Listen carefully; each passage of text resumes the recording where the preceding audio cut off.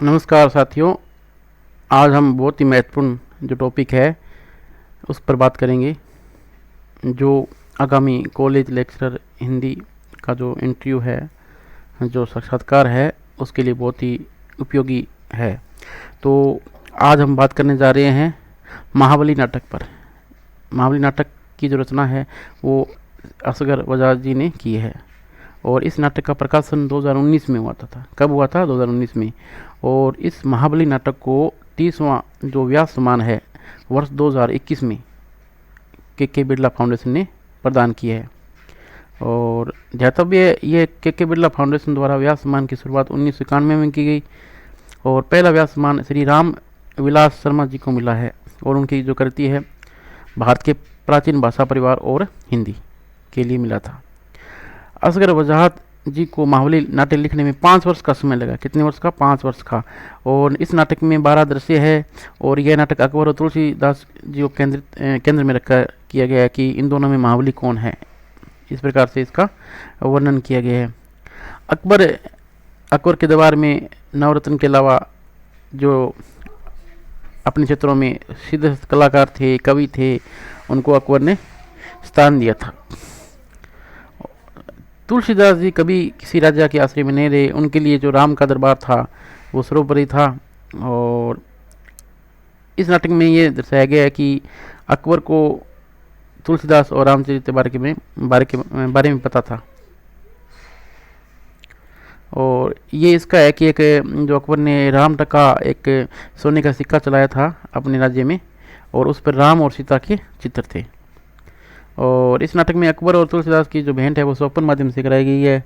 तुलसीदास जी टोडरमल और रहीम जी को उनके पास भेजते हैं कि वो सीकरियाँ हैं, लेकिन तुलसीदास लाख उपाय करने के बाद भी सीकरी जाना स्वीकार नहीं करते हैं। और इसमें महाबली नाटक में दर्शाया गया कि राज सत्ता समय और काल की सीमाओं में होती है, जबकि कवि इन सीमाओं को पार कर जाता है। इन जो राज्य करता है वो उसकी सीमाएं होती है, लेकिन कवि के लिए कोई सीमाएं नहीं है, वो अनंत आकाश में विचरण करता है। और 16वीं शताब्दी में राम कथा जो कही जा रही थी वो संस्कृत में थी और लेकिन तुलसीदास जी ने जन भाषावधि में रामचरितमानस लिखकर राम भक्ति के द्वारा सभी आमजन के लिए खो दिए थे। इसलिए काशी में इनका घोर विरोध हुआ। जो पंडित थे उन्होंने इनका घोर विरोध किया, इनके विरुद्ध षड्यंत्र किया। ये इस नाटक में दर्शाया गया है। और इसके बाद में नाटक में राज सत्ता व कला के संबंधों को प्रमुख रूप से उजागर किया गया है। महाबली नाटक के दोनों विषयों विचार का लोकतंत्रीकरण और राज सत्ता तथा कला के निबंध आज के लिए अति महत्वपूर्ण विषय है। यानी आज भी वर्तमान संदर्भ में भी विचार का लोकतंत्रीकरण है और राजसत्ता और कला के और जो कला है उसके संबंध में जो विचार है वो वर्तमान जीवन में भी अपने को जो द्वंद्व है वो अपने को देखने को मिलता है। और इसका कथानक 16वीं शताब्दी का है। दोनों का समय यही था, अकबर और तुलसीदास जी का। और अकबर जब तुलसी के जो पद सुनते थे, जब उनको जो दरबार में सुनाते थे रहीम जी, तो उनको सुनकर हाफिज सिराजी और फिरदौसी की याद आती थी। इसमें तत्कालीन शासक अकबर स्वयं को महाबली कहलाना पसंद करते हैं, लेकिन नाटक के अंदर महाबली किसको माना जाए, अकबर को या तुलसीदास को, यह प्रश्न पाठकों के सामने उपस्थित रहता है और पाठक स्वयं इस पर निर्णय करते हैं। और इसके अलावा तुलसीदास की मित्रों के इसमें या जो इसके सहगण उसके साथी थे उनके नाम आए हैं रामू द्विवेदी, रामदीन, राम प्रसाद, टोडरमल जी, अब्दुल रहीम खाना जी। ये सारे नाम इनके साथ लिए जाते हैं। ये मित्र थे इनके। और ये प्रश्न है वो RPSC 2014 कॉलेज लेक्चर साक्षात्कार में पूछा गया प्रश्न है। वो सारे तथ्य इसमें डाल दिए गए हैं जो प्रश्न वहाँ से वो पूछ रहे थे पिछले साल 2014 में। जाकी रही, इसमें तुलसीदास जी जो पद है महत्वपूर्ण वो ऐसे हैं।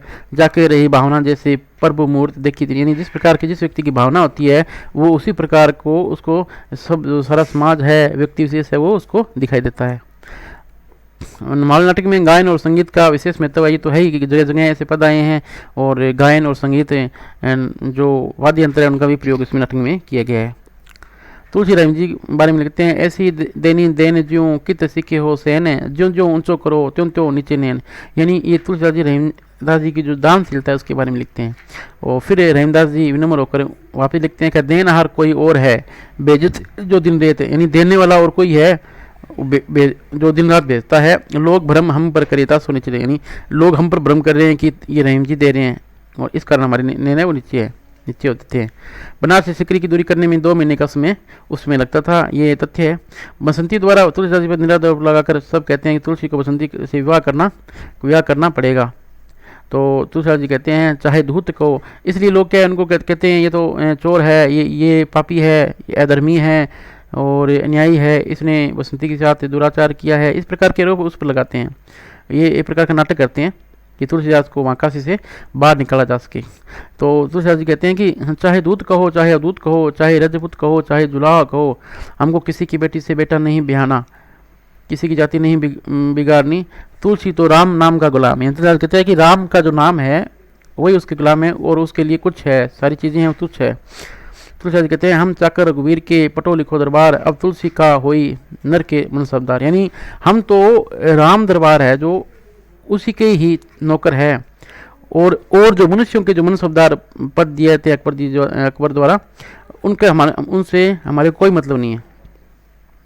तुलसीदास जी टोटरे द्वारा सिकरी ले जाने के विचार पर कुमन जी कहते हैं कि भक्तन को कहाँ सिकरी काम है, आवत जावत पनिया टूटी बिसरी गयो हरि नाम है, जाको मुख देखे अग लागे करनी प्रयोग प्रणाम, कुमन दास लार गिरधर बिनी है सब जुटो धाम, यानी ये कुमन जी का पद है। और सिकरी में मेरा क्या काम है, वो इसलिए कुमन जी का पद टोटरे जी को कहते हैं। नाटक में आए फतेह जंग और किला सिकन जो है वो तोपों के नाम है। और तुलसीदास जी कहते हैं कि परहित शरीर से धर्म नहीं भाई, यानी दूसरों का जो हित करना, समाज का हित करना, वो उसके समान कोई भी धर्म नहीं है, वो सबसे बड़ा धर्म वही है। पर पीड़ा सम नहीं अदमाई, निर्णय सकल पुराण वेद करे, कहे तात जाने को बिनर। ये इसमें पंक्ति आई है कि पर पीड़ा को अपनी पीड़ा समझो और उसको दूर करने का प्रयास करो। अब इसके जो महाबली नाटक के जो प्रमुख पात्र है वो बात कर लेते हैं उन पर।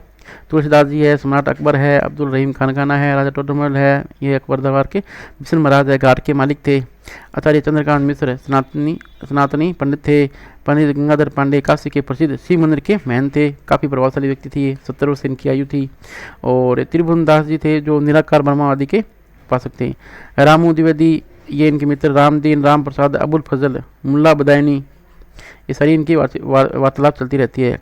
कमला देवी वो होता है जिसकी अपनी बेटी की शादी करनी पड़ती है, वो 5 रुपये मांगती है, लेकिन जब तुलसीदास जी उनको चिट्ठी लिखते हैं रहीम जी को, तो वह रहीम जी के पास जाती है और रहीम जी उनको 5 के बदले 10 रुपये उनको दे देते हैं। बसंती गर्भवती महिला जो आरोप लगाती है तुलसीदास जी पर है। पंडित त्रिभुवन दास जी, महापंडित सेवा शुक्ल जी, भोला पंडित आचार्य चंद्रकांत मिश्र सनातनी पंडित का शिष्य है। भोला पंडित कौन था? आचार्य चंद्रकांत मिश्र सनातनी पंडित का शिष्य है।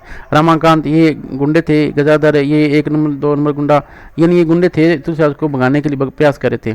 मुंशी अल्लाह बख्श, त्रिलोकी, मजीद, वीर सिंह, शेर सिंह ये अकबर के उसमें राज्य के अंदर सैनिक विशेष थे। ख्वाजा अबुल समद अकबर दरबार का प्रसिद्ध चित्रकार, ये चित्रकारों के नाम है। और इन्होंने अकबर ने इनको राम सीता का चित्र बनाने का कार्य दिया था। बसावन अकबर दरबार का प्रसिद्ध चित्रकार है। और ये जो समद हो गया, बसावन होगा। और दसवंत है, ये दसवंत अकबर दरबार का प्रसिद्ध चित्रकार। और मिसवीर गोवर्धन अकबर दरबार का ये भी चित्रकार, सारे टकसाल का मुंशी है। और सदूर कुदलिन है। शिव शंकर रामलीला में राम की भूमिका निभाने वाला व्यक्ति शिव शंकर है। जो तुलसीदास जी रामलीला का जब मंचन करते हैं उसमें शिव शंकर ने राम की भूमिका निभाई है। आगे कृष्ण भक्त हैं, 2 गोरखनाथ पंथी के भी मानने वाले 2 थे और नास्तिक व्यक्ति। तो इस प्रकार ये जो नाटक है महाबली, इसका मंचन किया गया और ये नाटक बहुत प्रसिद्ध हुआ है और इसलिए इसको व्यास सम्मान मिला है। और ये आपको 10 मिनट में इसका जो पूरा सारांश है, इसकी पूरी समीक्षा है, वो मैंने आपको समझाने का या बताने का प्रयास किया है। अगर आपको ये प्रयास अच्छा लगता है या इसमें कोई भी किसी प्रकार की कमी है तो आप कमेंट बॉक्स में उससे लिखें, ताकि इसको हम आगे और अधिक अच्छा बना सकें।